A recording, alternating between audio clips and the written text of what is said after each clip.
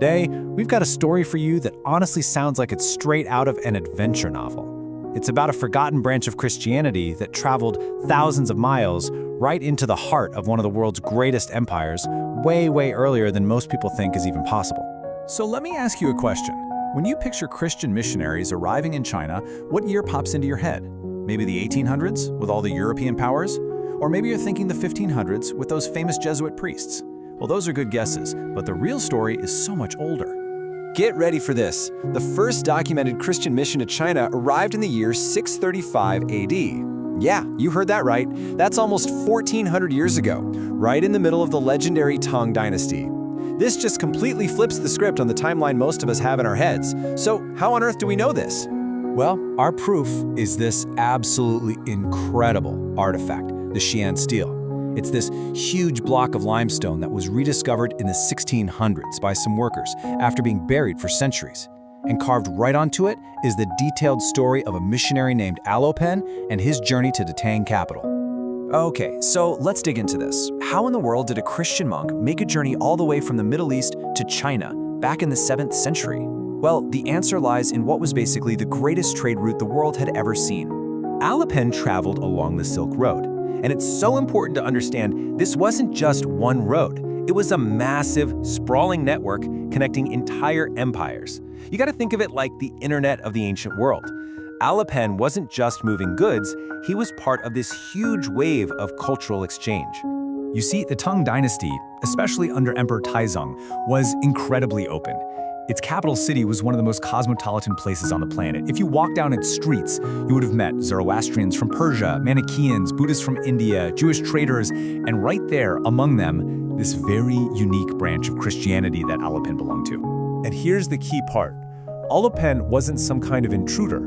He was practically an invited guest. The stone records that the emperor himself welcomed him, had his religious text translated and studied, and then gave an official order protecting his church. Which brings us to a really important question. What exactly was this Church of the East, and why were they traveling so far from Christianity's traditional homeland? To understand that, we have to jump in a time machine and rewind another 200 years.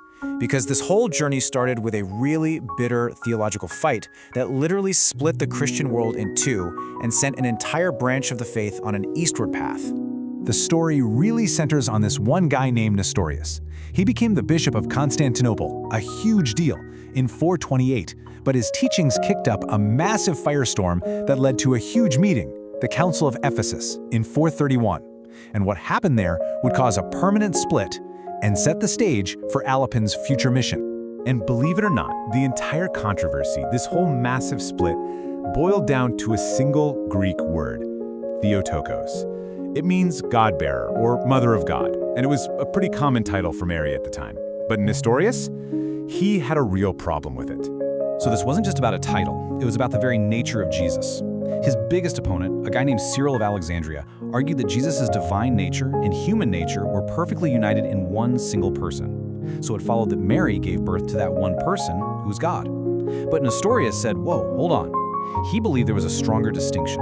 He felt that Mary gave birth to the human Jesus, not his divine God nature.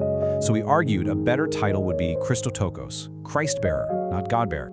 And you can really hear his reasoning in his own words. Nestorius argued that the Bible talks about the suffering of Christ's humanity, not his divinity. For him, calling Mary the Mother of God just blurred a really important line. It kind of suggested the eternal, all-powerful God could be born from a human woman. Well, the Council of Ephesus came down hard and condemned Nestorius as a heretic. So basically exiled politically and religiously from the Roman Empire, his followers, who we now call the Church of the East, had to move. They set up their new home base in the rival Persian Empire. And from there, they started looking even further east, right down the Silk Road. And this, for me, is where the story gets really fascinating. Because when this exiled faith finally got to China, it didn't just survive.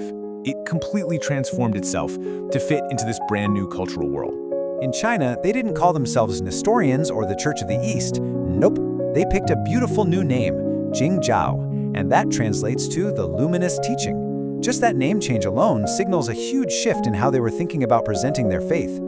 Instead of just trying to force foreign concepts on the Chinese, these missionaries did something remarkable. They found common ground. They started using the language of Buddhism and Taoism, which were the main philosophies of the day, to explain their own beliefs. And this chart just shows you how brilliantly they did it. To explain the Messiah, they used a term that meant Buddha of harmony.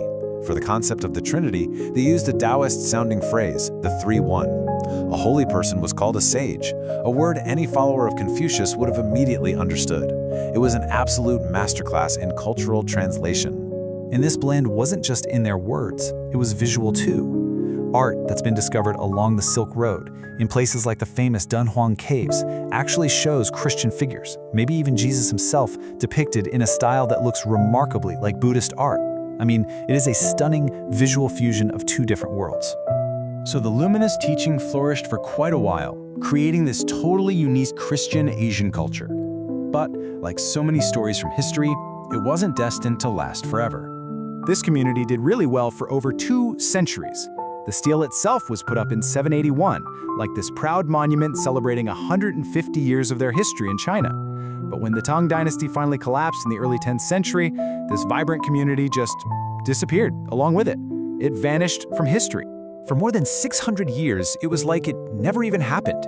This entire chapter of global history was just forgotten. It was a lost story, literally buried under the ground, until a group of workers digging in a field just happened to stumble upon a stone that brought it all rushing back. So what's the big takeaway here?